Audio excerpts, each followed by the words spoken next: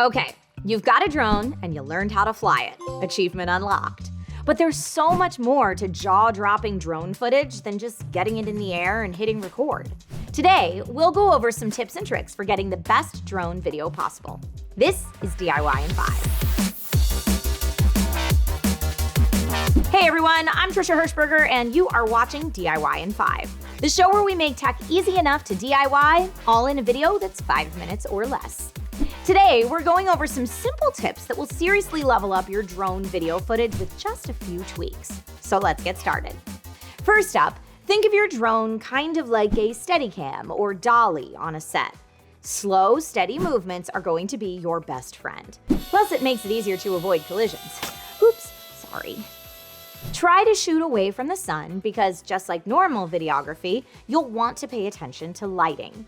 You may even want to pack a neutral density or ND filter to reduce the amount of light that enters the camera if you're expecting a really bright setting. Also, dust off your lens before takeoff so you don't get any weird shiny bits if the sun does hit it. Finally, be sure to hold your recording just a little longer than you think you'll need so you have more room to play in the edit. Now let's try some cool drone-specific shooting techniques. The flyby is a very popular shot where you fly your drone by the subject of your shot. Think over a building, through a bridge, or just to the side of your main character.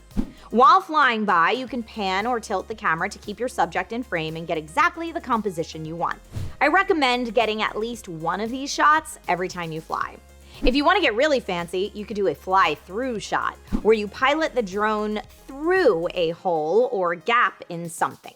This is one of the more dangerous shots in terms of avoiding drone collisions, but with a smaller drone, propeller guards, and a nice slow pace, you got this. The reveal is another cool technique where you start close enough to your subject that you really don't see the whole picture, then pull back as the drone gets farther away. This is really awesome for revealing a gorgeous setting or opening a new scene. You can start with the camera tilted low and pan up as you pull back as well. Mess around with different camera angles and find what works for you. The high pan is another drone filming technique that's simple to film, yet packs a big punch, whereby you get your drone high in the air and slowly pan from one side to the other. We recommend filming one shot right to left and one left to right. It makes for awesome B-roll and transition footage too. As with any day of drone shooting, prep is super important. Check the weather and have a good understanding of the rules and regulations where you are flying. Bring extra batteries, SD cards, and a sense of adventure.